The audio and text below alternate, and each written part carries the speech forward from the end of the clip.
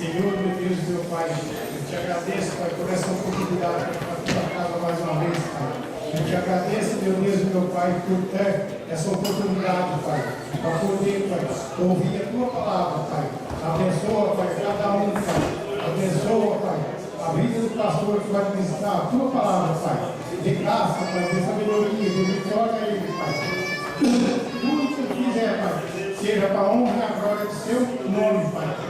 Pai querido, Pai santo, usa a palavra para falar não aquilo que eu quero, mas aquilo que o Senhor tem para falar para mim e para a tua igreja, Pai. Em nome de Jesus, nós oramos e te agradecemos, Pai. Amém.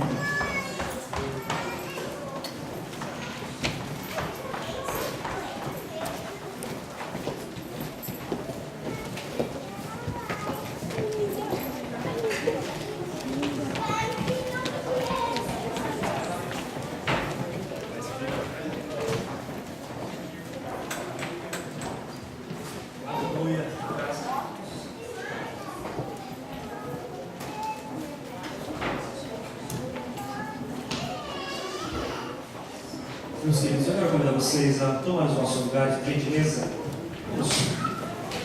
com alegria, meditar. Eu creio que os irmãos já sabem onde nós vamos meditar nessa noite. Amém, meus irmãos? Nós estamos falando de uma sequência que eu creio que os irmãos vão esquecer, né? Obrigado, Deus abençoe.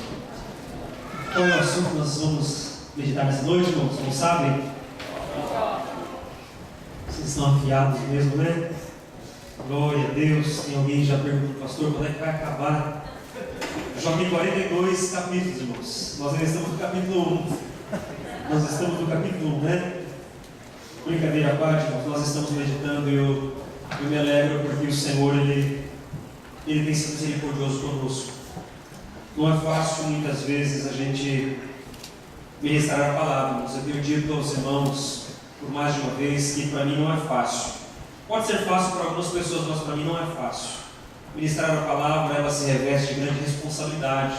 E não é transmitir qualquer coisa, como bem orou o nosso irmão Jurandir, na sua oração ele fez essa menção, que o pregador ele não venha a entregar qualquer coisa. Isso é fato e verdade.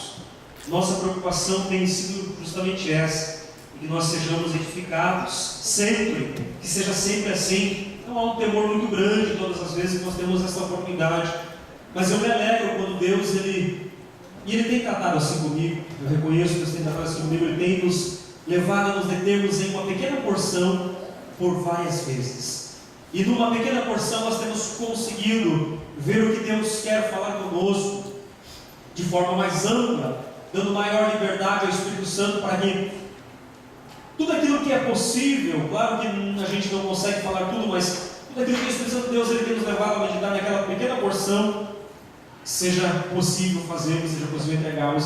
Então é com esse temor, irmãos, que eu digo aos irmãos, nós vamos, eu creio que pela última vez, nós dividimos em 4 mensagens, esse texto de Jó, capítulo 1, versículos 1 a 5, eu quero então ler com os irmãos, o versículo, capítulo 1, versículos 1 a 5. Jó, capítulo 1, versículos de número 1 a 5. Diz assim a palavra de Deus: havia um homem na terra de Uz, cujo nome era Jó. Este homem era íntegro e reto, temia a Deus e se desviava do mal. Nasceram-lhe 7 filhos e 3 filhas. Possuía ele 7.000 ovelhas, 3.000 camelos, 500 juntas de bois e 500 jumentas, e tinha também grande número de servos. Este homem era maior do que todos os do Oriente. Iam seus filhos à casa uns dos outros e faziam banquetes, cada um por sua vez, e mandavam convidar as suas 3 irmãs para comerem e beberem com eles. Terminados os dias de seus banquetes, Jó os chamava e os santificava. Levantando-se de madrugada, oferecia o holocausto segundo o número de todos eles, pensando: talvez os meus filhos tenham pecado e blasfemado contra Deus no seu coração. Assim fazia Jó continuamente. Eu gostaria que a igreja pudesse repetir esta última parte do versículo 5 que nós lemos, parte final, que diz que assim fazia Jó continuamente. Vamos dizer todos juntos? 1, 2, 3. Assim fazia Jó continuamente. Glórias a Deus por isso, irmãos. Nós vimos já desde o início da nossa meditação, os valores que Jó transmitiu aos seus filhos. Mas é claro, irmãos, que não foi somente aos seus filhos que Jó transmitiu os valores que nós vemos aqui na palavra de Deus. As pessoas que estavam com Jó, pelo que nós lemos no texto, que nós estudamos da história, que você também pode conhecer da história de Jó, ele era um homem importante, ele era um homem conhecido na região como o maior homem do Oriente. Então ele não era uma pessoa, um ilustre desconhecido. Ele não era alguém que o seu nome ou que a sua presença em determinado lugar passava em vão. Certamente quando Jó fazia alguma expedição para adquirir alguma terra ou talvez adquirir qualquer outra coisa, ele saía por aquelas terras do Oriente. Certamente as pessoas sabiam aonde Jó chegava, quem era ele, porque ele era famoso. O texto nos fala que ele era o maior do Oriente. Versículo número 3 nós lemos, a parte final diz que este homem era maior do que todos os do Oriente. O Jó tinha uma certa importância, aliás uma grande importância, e aonde ele passava ele era conhecido. Quando essas pessoas que estão em destaque, onde elas chegam, elas são conhecidas, são lembradas, são vistas, o seu exemplo também é visto. Então certamente os empregados de Jó, aquelas pessoas que trabalhavam para Jó, notavam a diferença das suas palavras, notavam a diferença do seu comportamento, a maneira como talvez ele tratava os seus servos, a maneira como, bem provável, ele tratava a sua família. Tudo em Jó se destacava. E por que se destacava? Porque ele tinha valores dos quais nós estudamos desde a primeira ministração, que era a sua integridade, a sua retidão, seu temor a Deus, e que ele também se desviava do mal. Então essas coisas, irmãos, elas se destacam. Quando você encontra uma pessoa, alguém na fábrica, por aí que você já passou, que você é cristão, você deve ter passado por essa experiência. Se você nunca passou, eu creio que um dia você vai passar. Você chegar num lugar e as pessoas, você não se identifica, você não tira a sua carteirinha de membro da JMA e diz, olha, eu sou membro da JMA. Você não tira a sua Bíblia e lá na sua máquina, do lado daquela máquina que você trabalha, você mostra, olha, eu sou crente, está aqui a minha Bíblia. As pessoas passam, vê a Bíblia e falam, aquele ali é crente. Aí o Nirondinho, ele passa e fala, aquele gaidinho ali, ele deve ser protestante. Não, a gente não faz isso, não é verdade? Mas alguém já deve ter notado alguma coisa diferente em você. Por acaso alguém alguma vez falou, escuta, você é normal? Mas por quê? Porque você tem um jeito diferente. Você olha assim e fala, será que tem alguma coisa estranha, né? Que é o penteado, será que... Mas não é. Às vezes o teu jeito de falar te denuncia. A tua maneira de se postar, de se conduzir, a tua maneira de você estar durante o que as pessoas olham para você e alguém às vezes parou para perguntar, escuta, quando a gente está na roda ali conversando, deu para perceber que você é diferente. Você tem alguma coisa diferente? Já aconteceu isso com você? Já, não aconteceu. O que é isso, irmãos? Há algo em nós que se chama a presença de Deus, que ela não é visível por coisas nuas e notórias. A presença de Deus não é coisa que se vê como uma roupa, a cor de uma roupa, como um penteado, não. A presença de Deus ela é perceptível na vida de um homem, de uma mulher, de um jovem, de um moço, uma moça, por causa do seu comportamento, por causa da maneira como ele se conduz. E isso é gratificante, é gostoso quando a gente precisa ficar dizendo, olha, eu sou pastor, viu? Eu sou da igreja, eu sou mentor. Na igreja eu trabalho com jovens, eu trabalho com segregação, olha, eu sou preso, eu sou crente. É gostoso quando a gente não precisa dizer isso, mas as pessoas enxergam isso em nós e veem um brilho em nós, algo maravilhoso, algo que destaca e que incomoda. As pessoas dizem, escuta, o que é que você tem? O que é isso em você que é tão diferente? Por que as suas palavras, quando você fala, transmitem uma paz, transmitem me sinto bem do teu lado. Gostoso, né, irmãos? É maravilhoso quando isso acontece conosco e é preocupante quando isso não acontece. É preocupante quando a nossa presença ela é descartada. Aquele crente é chato. Ixi, eu não faço com quem lá daquele crente, porque o camarada é chato, eu diga rocha. O camarada não dá para ficar do lado dele, porque tudo que ele sabe falar é de igreja, nem de Bíblia, né? É de igreja. Então, irmãos, o brilho de Cristo ele é diferente. O brilho de Cristo ele transmite, a presença de Deus transmite paz. Eu conversei isso com os jovens, uma das reuniões que a gente teve. Os jovens que estão aqui talvez vão lembrar que a gente teve essa reunião ali foi meses atrás. Eu falei sobre isso, sobre o comportamento do nosso mundo. Que ser um jovem hoje é um desafio, porque o verdadeiro jovem cristão ele se destaca não pela Bíblia que ele carrega, nem mesmo pela roupa que ele veste, mas ele se destaca pela presença de Deus dentro dele. E não é só o jovem, nós também todos. Nós não precisamos ser conhecidos pelo tipo de roupa que vestimos, mas nós precisamos ser conhecidos com quem nós andamos, quem é o nosso companheiro, quem é o nosso amigo de todas as horas, que caminha conosco, e que as pessoas olham para nós e falam: olha, tem alguém diferente do teu lado, porque você brilha demais. Você brilha demais, e quando eu olho para você, eu quero ter o que você tem. Quando eu olho para a tua vida, eu me sinto bem do teu lado. O Jó, irmãos, é essa pessoa. Nós vimos isso, que ele influenciou pessoas ao seu lado, não só a sua família. E eu quero encerrar essa última ministração dessa noite, mudando um pouquinho o tema. Eu falei nas mensagens anteriores, Jó é um exemplo a ser seguido, um exemplo de pai, e hoje eu quero terminar essa meditação falando sobre Jó, um exemplo a ser seguido. E eu quero falar sobre o último valor. Mas antes de nós falarmos desse último valor na vida de Jó, não é o último em si, ele tinha vários outros, mas o último da nossa meditação, eu quero rever com os irmãos algumas coisas que eu julgo importante, que é um contraste na vida de Jó, um contraste na vida de um homem, de uma mulher, de um pai, de uma mãe, que tem uma experiência com Deus, que aprendeu e que está aprendendo o que é andar com Deus. O texto, ele salta aos nossos olhos quando nós lemos Jó capítulo 1, versículo 1, e nós lemos capítulo 1, versículo 3 em diante. É maravilhoso, eu quero que você não esqueça isso. Jó no capítulo 1, versículo 1 nos fala sobre quem Jó era. Quem era Jó? E no capítulo 1, versículo 3, nós encontramos o texto falando o que Jó tinha. E as duas coisas elas são extremamente diferentes. Eu quero, já falamos sobre isso, mas é importante, eu sinto pelo Espírito de Deus de frisar novamente conosco como igreja, nós lembrarmos isso, porque há uma diferença muito grande entre ser e ter. Há uma diferença abusiva e enorme, como água e vinho, como água e óleo, ser e ter. Porque o texto nos apresenta primeiro quem Jó era. Quem Jó era? Jó era um homem íntegro, um homem reto, um homem temente a Deus e que se desviava do mal. Este era Jó. Agora vamos olhar outro detalhe, outro aspecto da sua vida que está no versículo 3. O que Jó tinha? Jó tinha muitas ovelhas, Jó possuía muitos camelos, 500 juntas de bois, 500 jumentas, muitíssima gente ao seu serviço, e ele era o maior do Oriente.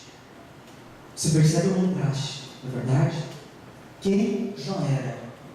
E eu pergunto para nós, quem nós somos, irmãos? Quem você é?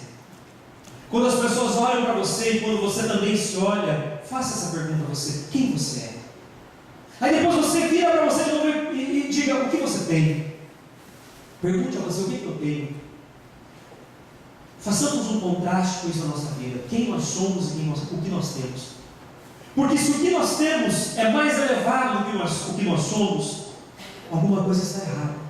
Se o que nós temos na nossa vida, porque ter significa possuir, ter está ligado, está relacionado às coisas que nós podemos tocar, que nós podemos pegar, coisas perecíveis. E as coisas perecíveis, elas mudam com o tempo.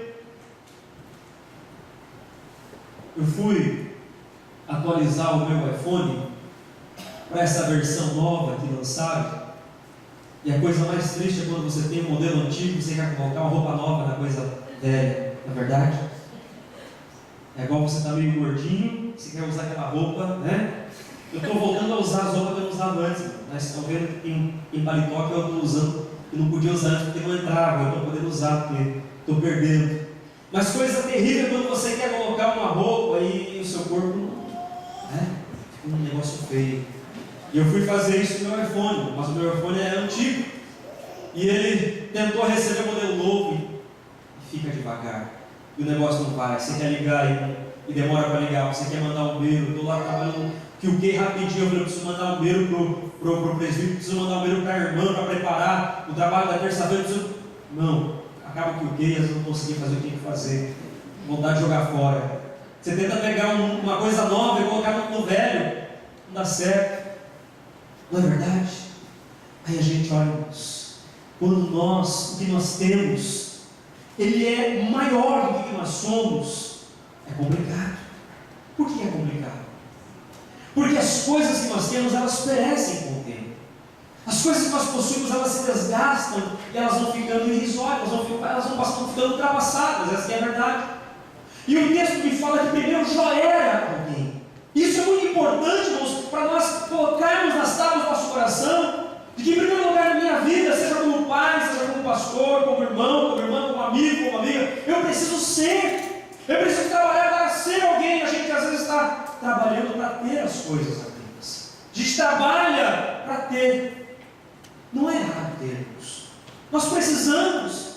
A tecnologia ela está sendo cada vez mais necessária. Antigamente celular era luxo. Hoje você sabe que celular é um artigo necessário. Você pode não ter telefone residencial, você tem um celular, você liga para a sua família no Brasil. Antigamente ter carro era uma questão de luxo. Quem entrou no Japão há 20 anos atrás, há 20 e poucos anos atrás, lembra disso? Poucos poderiam ter um carro, tirar carta.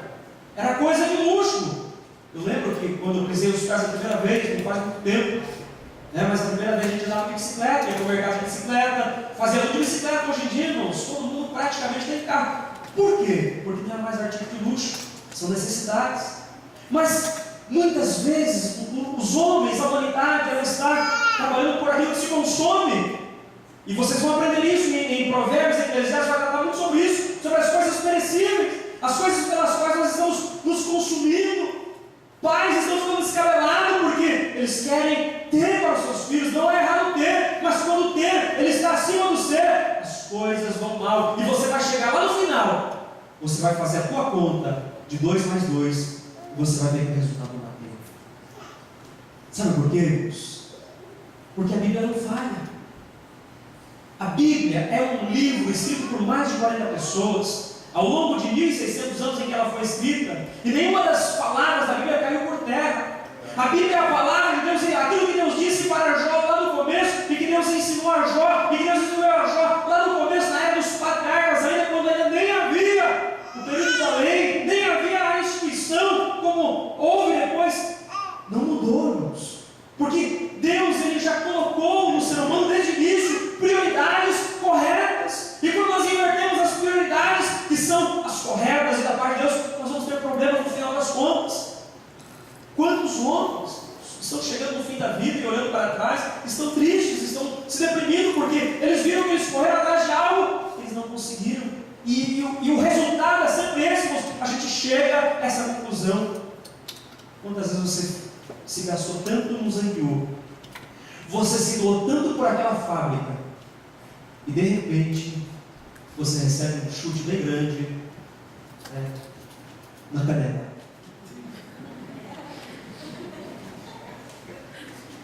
Não aconteceu isso.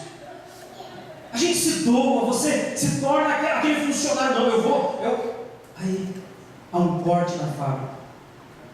Fica todo mundo, fica aquele que japoneses, e você é mandado embora. E a gente às vezes vai passando e vai percebendo, isso são exemplos da vida, que a gente às vezes está correndo atrás de algo que se perde, e estamos perdendo o principal da vida. E se nós perdemos o principal da vida, irmãos, nós vamos falar muito sobre isso em Provérbios e Eclesiastes. O principal da vida não é as coisas materiais.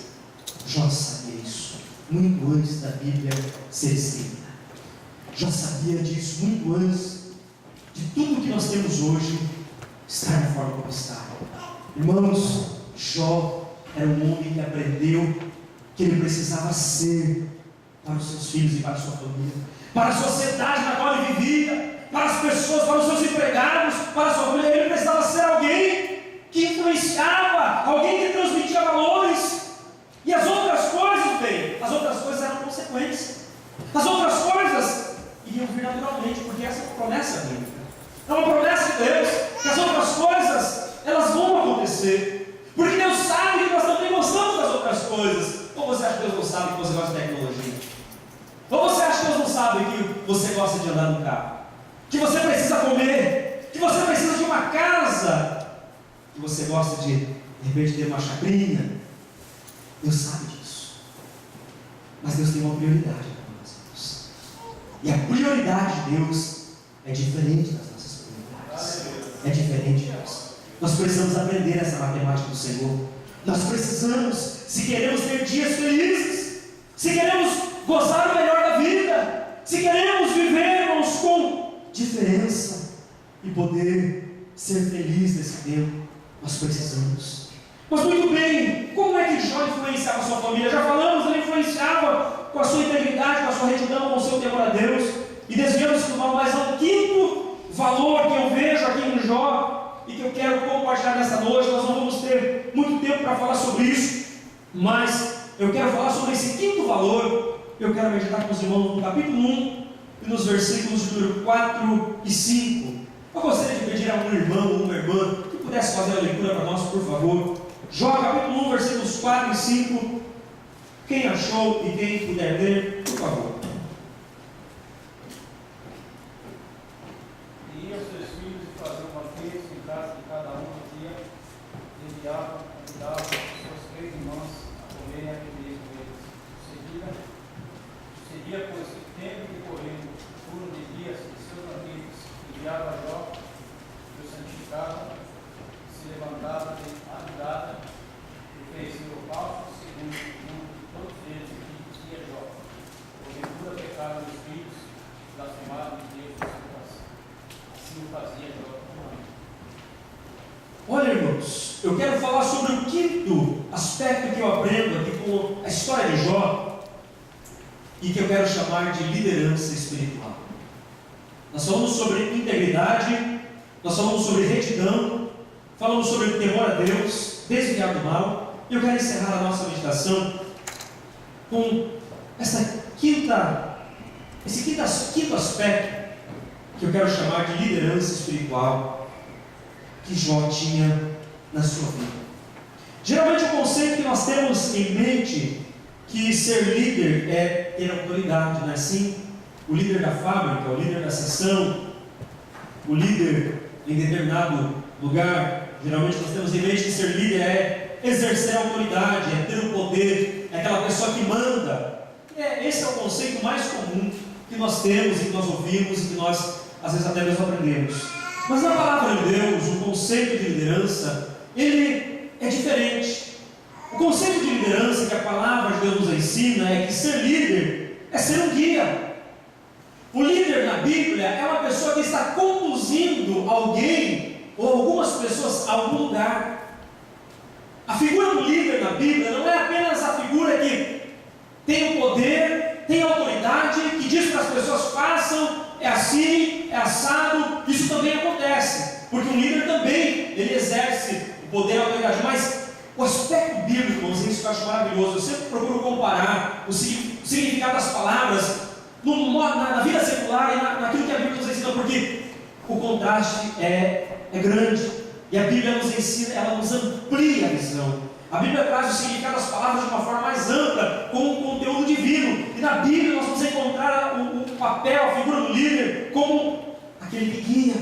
Veja, por exemplo, o Salmo 23. O Salmo 23 nos apresenta o Senhor como um pastor, mas veja como que esse pastor é apresentado. O Salmo 23, verso 1 nos diz que o Senhor é o meu pastor, nada me faltará. Aí ele nos fala que esse pastor, ele me faz deitar em verdes pastos, guia-me mansamente a águas tranquilas, refrigera a minha alma. Veja que este exemplo do pastor do Salmo 23 é justamente um exemplo bíblico de Jesus Cristo, do Pai, mas de um guia que conduz e que leva a algum lugar para suprir alguma coisa. Então o conceito bíblico de liderança é mais do que autoridade, é mais do que exercer a figura de poder ou de mandar. É guiar para algum lugar, é conduzir para algum lugar. E principalmente o guia na figura bíblica, a liderança bíblica, é aquela condução para lugares de refrigério, como diz o Salmo 23. E o maior exemplo que nós temos é justamente Jesus Cristo.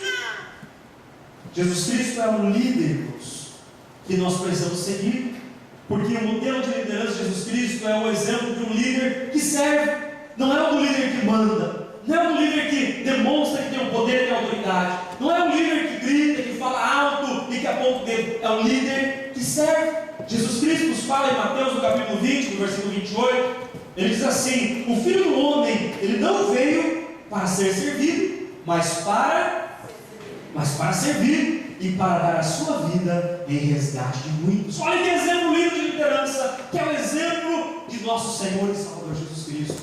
Não veio para ser servido. É diferente, né, irmãos? É diferente do conceito que nós ouvimos, que nós aprendemos e que às vezes nós também praticamos. Às vezes nós também achamos que ser líder no nosso lar, na nossa família, é mandar. Às vezes nós achamos que ser líder em qualquer aspecto da nossa vida é ter o poder e a autoridade. Mas o exemplo que nós devemos praticar é o exemplo de Cristo, que não veio para ser servido. Jesus não veio para ser servido, mas Ele veio para servir. Ele veio para dar a sua vida em resgate de muitos. É por isso que nós somos salvos, irmãos. Porque Jesus Cristo, Ele nos serviu. Ainda que nós não merecíamos, mas Ele nos serviu. E Jó, irmãos, nós vamos encontrar essa figura desse guia, desse líder, dessa liderança espiritual na vida de Jó. Porque Jó era um líder espiritual no seu lar, mas também na sua casa, liderando os seus empregados, liderando e conduzindo a sua família de uma forma espiritual. Como? Ele conduzia os seus filhos para a presença de Deus. Ele conduzia os seus filhos para um lugar seguro. Como nós precisamos de uma liderança espiritual nas nossas vidas, irmãos. Esse é o ministério que está raiando nos dias atuais. Uma liderança espiritual. Como nos lares nós precisamos de líderes que sejam de fato líderes espirituais, que não queiram apenas mandar na esposa, que não queiram apenas mandar no esposo, que não queiram apenas dizer para o filho e para a filha: olha, está errado, não faça assim, faça assado. Como às vezes a gente vê. Às vezes, irmãos, eu tenho que ser discreto, né? A gente às vezes tem que ser discreto, às vezes tem que virar o rosto para algumas cenas que a gente vê, às vezes na igreja. Alguns pais que chamam a atenção dos seus filhos de uma forma brusca, de uma forma áspera, e que você vê, como eu também já fiz, não estou misturando isso, como eu também já fiz e já errei. Você vê que às vezes a criança ela fica envergonhada. Eu já vi algumas vezes a minha filha ficar envergonhada, porque no momento eu a corrigi de uma forma brusca, áspera. E esse é um tipo de liderança, irmãos, que envergonha, que cria receio no coração, que cria medo e não respeito. Você sabe que nós precisamos respeitar a liderança e jamais ter medo de líder. Eu gosto da figura, irmãos, do pai, em que os filhos olham para ele e respeitam, mas não tem medo do pai. Olham para o pai, olham para a mãe e respeitam porque é pai e mãe, e não porque tem medo, porque o papai e a mamãe tem uma cinta, tem uma vara, tem um chinelo ou puxa orelha. Aliás, é horrível puxar orelha. Ainda bem que nós temos liberdade para falar sobre isso. E uma igreja ensinada, eu tenho certeza que você não puxa a orelha do seu filho, não faça isso, porque a lei de machucar o lóbulo, essa partezinha aqui da criança, isso causa, irmãos, tristeza no coração da criança.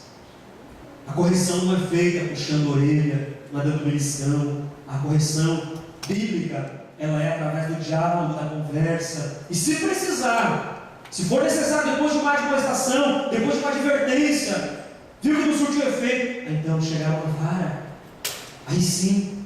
Mas, irmãos, é importante que nossos filhos olhem para nós e nos respeitem como pais, não tenham medo de nós.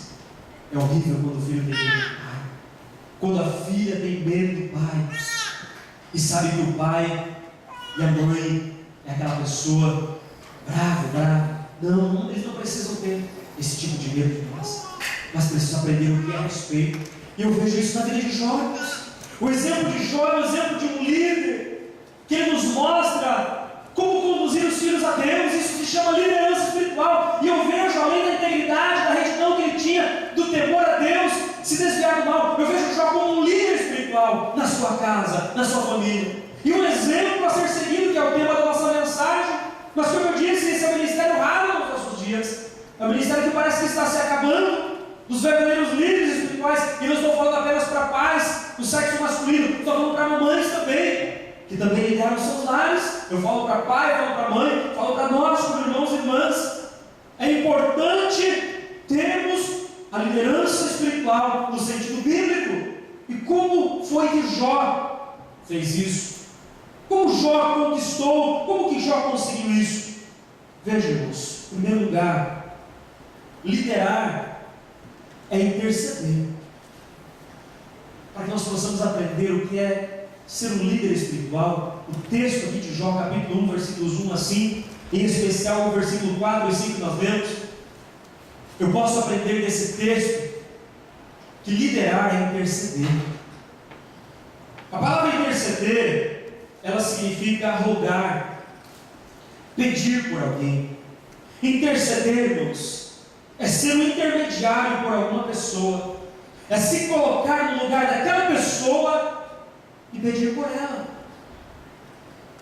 E nós temos muitos exemplos bíblicos de pessoas que intercederam. Nós temos exemplos de Abraão, de Moisés, de Daniel.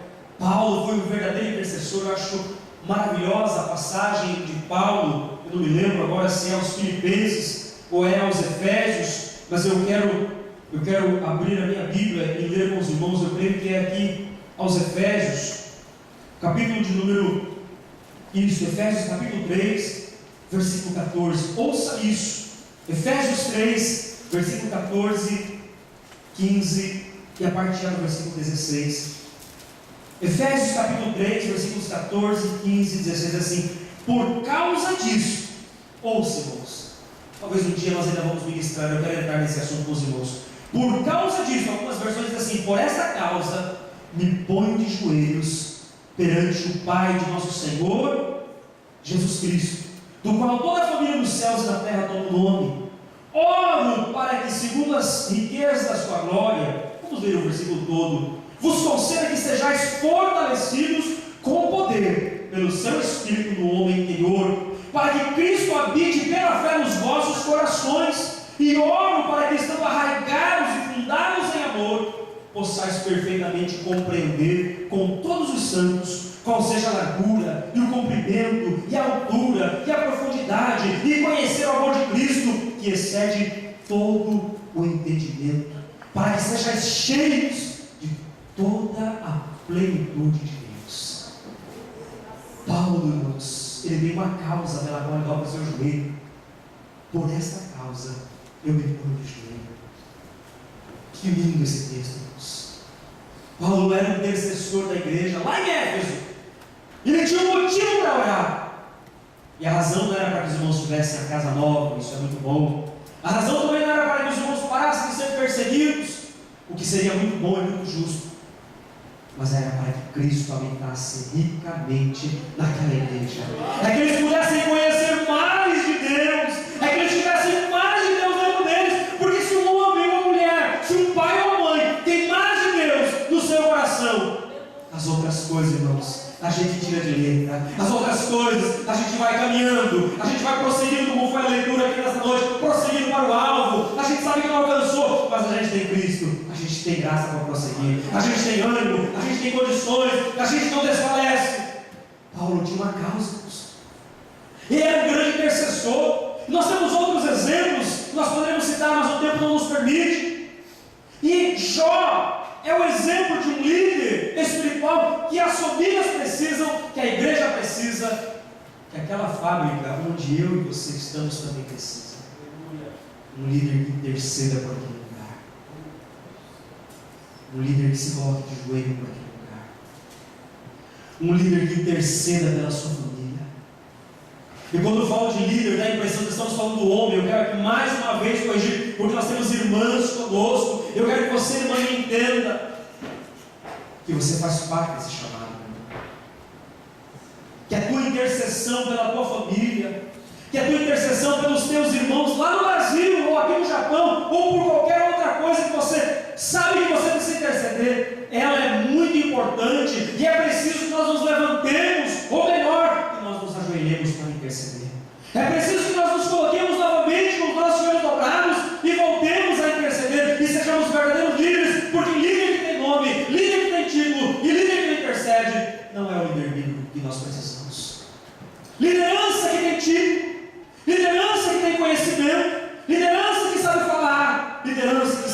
prosperar, mas que não intercede. Não é o líder que exerce influência. Não é o líder que conduz como o pastor do Salmo 23 para um lugar tranquilo, onde nós seremos alimentados. Sabe por quê? Porque a minha família, a tua família precisa ser conduzida para um lugar melhor. Os nossos filhos que estão crescendo, as nossas esposas que passam por dificuldades, os esposos que têm preocupações com o que a família vai comer amanhã, com o que será comido amanhã, precisam de pessoas dentro da casa, no lar, que se coloquem de joelho, que chorem aos pés do Senhor, e que clamem a Deus, e que busquem a Deus por aquele lar, e que não gastem apenas 5 minutos antes de dormir, e fiquem babando no travesseiro, porque isso não é intercessão. A intercessão não é a gente ali durante 5 minutos falar com Deus e achar que intercedeu. Senhor, eu oro pela mamãe, eu oro pelo papai, pelo papagaio, pelo cachorro. Isso não é intercessão. Isso é uma oração. Deus recebe, cara? Deus recebe. Pastor, Deus recebe a oração de pensamento. Deus recebe tudo que você faz, irmão. Se você faz de Deus, Deus recebe. Mas nós estamos falando de intercessão. A intercessão, ela exige da pessoa que vai interceder que se põe no lugar. A intercessão exige da pessoa que está dizendo: olha, eu vou interceder por você. Como diz Paulo, por esta causa eu me ponho de joelhos. Por esta causa, Paulo tinha um motivo do qual ele reservava. E Paulo era pastor de muitas igrejas. Paulo não era pastor da igreja do Atos só, não. Paulo era pastor de muitas igrejas que ele havia fundado, algumas das quais talvez nós não temos registrado no texto bíblico, mas que nós vamos conhecer lá na eternidade. Paulo pastoreava muita gente, mas Paulo se lembrava daqueles irmãos e tinha uma causa pela qual ele separava o seu tempo. Eu fico imaginando como estudamos agora os Filipenses, na escola dominical, aquelas cadeias, aquelas correntes, aquelas algemas, quanto empecilho. Eu fico imaginando o capítulo 16 do livro de Atos, quando nós vemos que Paulo foi preso. Por quê? Não é porque ele estava fazendo um show gospel na cidade de Filipos. Ele foi preso, não é porque ele estava ali promovendo a venda dos seus CDs, não é porque ele estava ali fazendo um negócio lá para alegrar a multidão. Ele foi preso porque ele parou o inferno. Ele foi preso porque ele calou a boca de Satanás. Ele foi preso porque ele fechou aquilo que dava lucro. E por causa disso, ele está acorrentado. Por causa disso, ele está com as suas costas sangrando. Está ele e o seu companheiro na prisão, Paulo e Silas. Mas eles estão louvando a Deus. E bem provável, irmãos, a Bíblia fala que eles oravam e cantavam. Orar e cantar nessa hora, talvez se fosse o pastor Jair, ia abandonar o ministério com tanto sofrimento. Talvez se fôssemos nós, irmãos, iríamos voltar atrás, iria desistir da família, iria desistir do casamento. Tudo que eu faço é em vão. Estou lá fechando a porta do inimigo, fechando a porta de Satanás, e tudo que me acontece é vir nessa prisão. Ah, não, para mim não serve, eu vou voltar atrás. Paulo, irmãos, eu imagino Paulo intercedendo por aquela cidade, ainda com aquelas correntes, aquelas cadeias, aquele sangue talvez vertendo nas suas costas, mas ele estava orando, cantando, louvando a Deus, e Deus estava respondendo. A graça de Deus estava. Por quê? Porque, irmãos, liderança espiritual é liderança que intercede, e nós encontramos isso na história de Jó. Um homem, irmãos, que intercedia por seus filhos, um homem que intercedia por sua casa. Veja se isso é importante, irmãos, nós reacendemos em nosso coração. Quanto tempo nós temos intercedido por nossa família? Quanto tempo nós temos orado, esposa? Quanto tempo você tem orado pelo seu esposo? Esposo, quanto tempo você tem orado por sua esposa? Pais, quanto tempo nós temos orado por nossos filhos?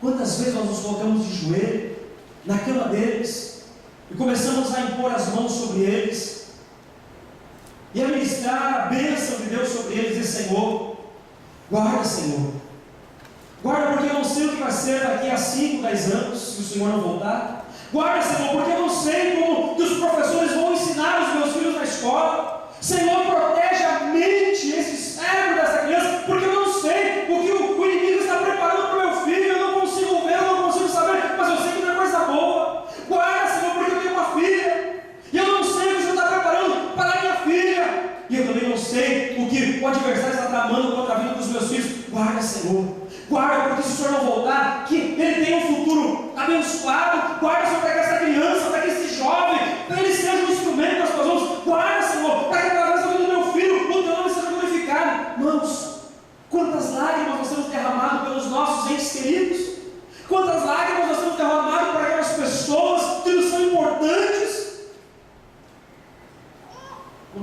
gente gasta no Facebook? Quanto tempo a gente gasta no Line? Quanto tempo a gente gasta postando foto na internet ou buscando coisas? Quantas vezes nós acabamos um dia e não oramos pela nossa família? Vamos para a cama dizendo: estou morto de cansado. Mas a gente teve tempo para trabalhar. O chefe veio ontem e disse: olha, preciso que você faça 3 horas na ligou. Tá bom, puxa, 3 horas aí. Faz um cálculo, puxa, 1.600 vezes 1.000, Jesus. Dá mais 3 horas aí, chefe. Manda ver, eu estou só o pó. Mas com esse dinheiro, vai fazer um bem danado para a minha vida. Estou brincando, eu sei que você não faz isso. Mas é para contrastar. Os nossos filhos precisam, irmãos, que nós lideremos a vida deles em intercessão. Jó me ensina essa lição, irmãos, que ser um líder espiritual é interceder, é se colocar no lugar, é se colocar no lugar daquela criança que ainda não sabe direito orar, não sabe direito. Às vezes a tua esposa não tem força, irmão. Às vezes o teu esposo, irmão, está fraco e não está conseguindo levar a cruz. O que a gente vai fazer? A gente vai desistir? Ou a gente vai dizer com o Paulo: Senhor, eu tenho uma causa, e por esta causa eu vou levar o meu joelho. Eu vou parar um tempinho, Senhor, nem que seja aquilo que eu quero, mas eu vou naquele banheiro, onde ninguém vai ver as lágrimas que eu derramo, mas eu vou lá, Senhor. É um período que eu tenho para descansar, mas em vez de eu dormir lá no carro, em vez de eu tirar aquele cochilo, mas Senhor, eu vou ali dobrar o meu joelho, ou de pé mesmo, sentado naquele vaso, não interessa, não importa o lugar, mas eu vou chorar pelo meu lar, eu vou chorar pelo meu irmão, eu vou chorar pela minha irmã, eu vou pedir, Senhor, porque eu sei que orar traz resultado. Interceder é certeza de resposta, porque nós estamos clamando a um Deus de barro, nós estamos clamando a um Deus que está pendurado naquela cruz, mas um Deus que ressuscitou e que está entre nós e que responde com fogo, aleluia, e responde com fogo, com gozo, com alegria. A prova disso, irmãos, é a presença dele neste lugar. A prova disso é que ele fala e você sabe que ele fala. A prova disso é que ele está entre nós. E tem pessoas que estão aí com o coração ardendo no seu coração. Não é porque o pastor está falando, não é pelo que foi cantado, é porque a presença de Deus, ela testifica, irmãos, ela testifica, o Espírito Santo testifica onde Deus está. Isso é importante, irmãos. Eu aprendo com o Jó que liderar é interceder. Ser um líder, irmãos, é aquele que se coloca no lugar e vai clamar. O texto nos fala, veja Jó dizendo: talvez os meus filhos pecaram, talvez eles blasfemaram contra o Senhor.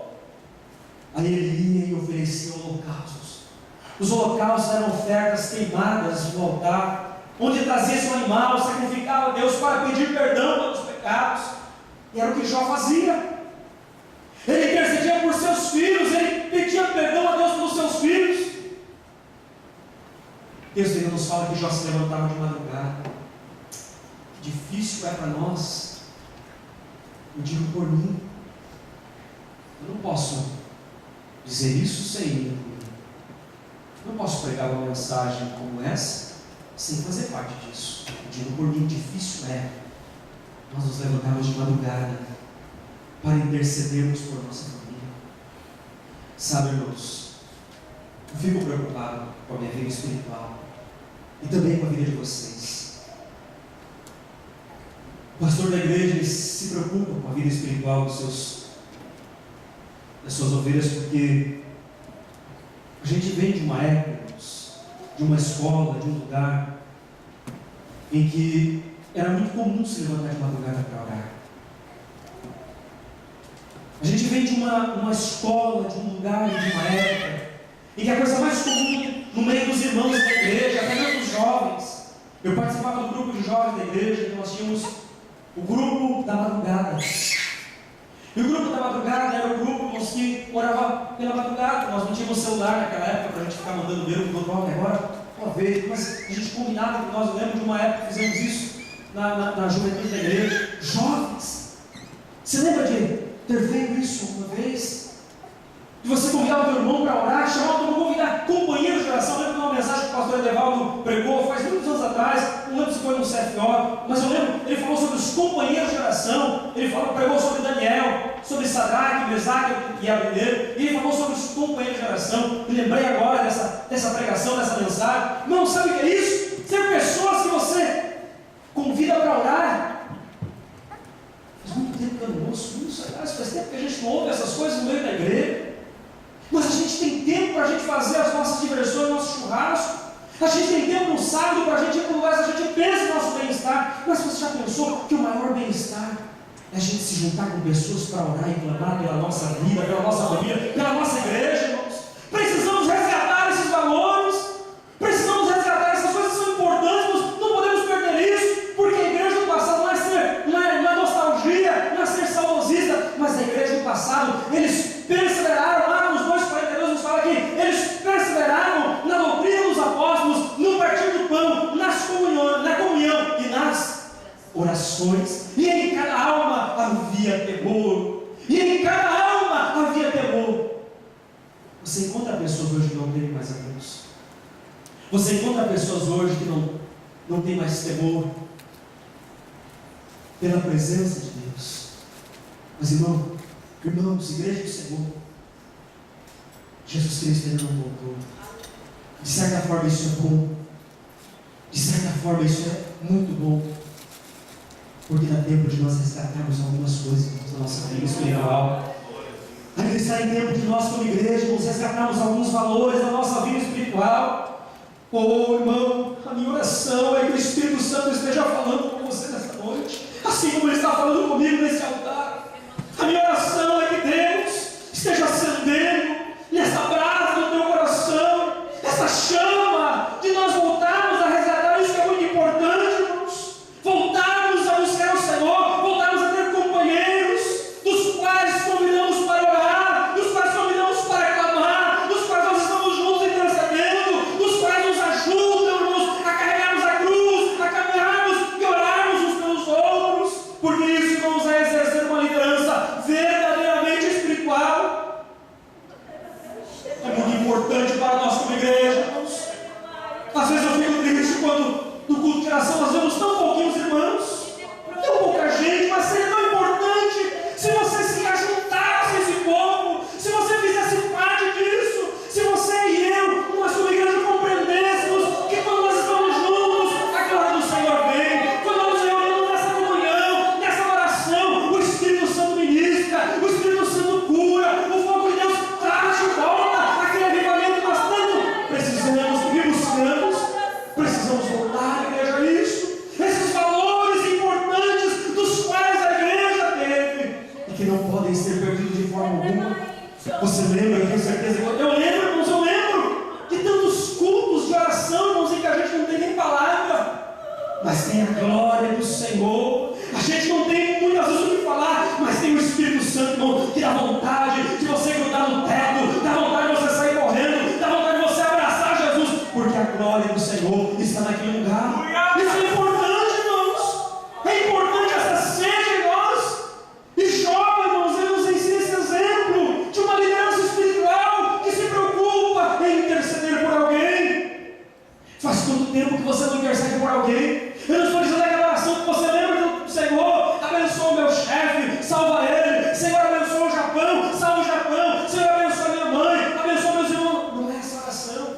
É daquela intercessão que você fala apenas por uma pessoa, mas que você se derrama por aquela pessoa, mas que você chora por aquela pessoa, mas que você se coloca em oração no lugar daquela pessoa e pede: Deus, ouve o meu clamor, Senhor, ouve os meus rogos, ouve a minha súplica. Jó, ele se levantava de madrugada, irmãos, para interceder pelos seus filhos.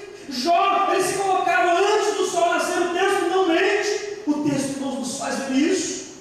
Um homem que ainda se levanta pela madrugada para clamar ao Senhor, um homem que ainda está buscando ao Senhor, antes que o dia clareie, antes que o mundo comece a trabalhar e a girar. Alguém que já está na presença do Senhor, alguém que sabe da importância de orar, alguém que sabe da importância de interceder, alguém que clama ao Deus dos céus. E nós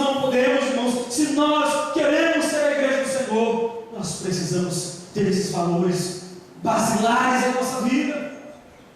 Provérbios no capítulo 8, no versículo 17, o Senhor diz assim na sua palavra: eu amo os que me amam, eu amo os que me amam, e os que de madrugada me buscam me acharão. Aleluia. Irmãos, não é que o Senhor, você vai encontrar o Senhor somente de madrugada, não é isso que o texto está dizendo, não.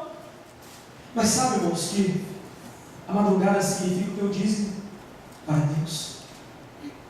Porque quando a gente está cansado, você já percebeu que quando você está cansado, eu percebo isso. Quando a gente está cansado, irmão, a gente não consegue orar. Você está orando, você troca Jesus por qualquer outra coisa, você abençoa o gato, você abençoa a cobra, você abençoa o passarinho, você ora por coisas que não existem. Quantas vezes você não fez isso? Aí você, meu Jesus, o que eu estava falando, estava sonhando, nem percebi, e estava de joelho dobrado, orando. É o cansaço. Orar cansado, irmãos, é uma coisa difícil, em que a gente não produz, e você não se sente que também chegou a algum lugar. Quando a gente ora aquela oração de antes de ir para a cama, só por obrigação, eu vou ficar com a consciência pesada, e se eu não pegar no sono? Não, para desencargo de consciência, eu vou dobrar o joelho e dizer: Senhor, obrigado, amém. E a gente faz. Mas, irmãos, não é que o Senhor ele apenas se manifesta na madrugada, mas é que quando nós estamos descansados, depois que você dorme, depois que você descansou o seu corpo, antes, quando você sai para trabalhar, perceba isso. Quando você está cansado, você não produz na tua fábrica, o teu serviço não rende, nada rende. Irmãos, eu tento estudar, a gente está trabalhando, a carga é um horário diferente, meu date é 10h30 da noite, e quando faz envio, às vezes vai até meia-noite. Aí eu tento chegar em casa, eu tento, às vezes, ler a Bíblia, estudar um pouco, orar. Terrível. E eu vejo quão difícil é. Mas eu percebo que quando eu acordo pela manhã, ainda que eu tenha dormido algumas horas, poucas que sejam, eu percebo o corpo mais disposto, eu percebo o corpo preparado. Irmãos, isso é importante quando nós reservamos isso para Deus. Quando você reserva 10 minutos antes de você ir para o trabalho, mas você coloca ali alguma coisa para você ouvir de Deus, você lê a palavra, você faz a sua oração, irmão, você percebe que aquilo sai do teto, você percebe que aquilo entra no coração, não é cumprir a obrigação, mas é algo maravilhoso, é algo que você sente paz, você sente alegria. Aquele versículo vai redimindo lá no nosso ouvido, vai colocando no nosso coração fervendo, e a gente trabalha, irmãos, às vezes o dia inteiro com aquela palavra vai nos sustentando, nos abençoando, e quando menos a gente espera, aquela palavra, Deus nos faz lembrar para a gente ministrar o coração de alguém. Por isso que esse texto me ensina, irmãos, que buscar o Senhor de madrugada, não especificamente no sentido de levantar de madrugada, mas separar o Senhor, a melhor parte, separar o Senhor algo que eu esteja disposto, que eu já esteja com o meu corpo melhor, é muito mais importante. A gente não diz isso ao Senhor, o Senhor merece melhor, vamos dar o melhor ao Senhor. Mas o melhor não é só a gente vir para a igreja cantar, o melhor é quando nós estamos lá, em casa, o melhor é quando você tem aquele tempo, você diz: esse tempo eu quero reservar para o Senhor, esse tempo eu quero dedicar ao Senhor. Jó exercia uma liderança espiritual, e na liderança espiritual de Jó havia tempo para interceder pelos seus filhos, reservar um tempo a Deus por aqueles que são importantes. Que exemplo de intercessão! Que exemplo de intercessão nós encontramos na vida de Jó. Irmãos, correndo um pouquinho mais, a segunda coisa que eu aprendo nesse texto, que liderança espiritual é consagrar a Deus. Liderança espiritual, além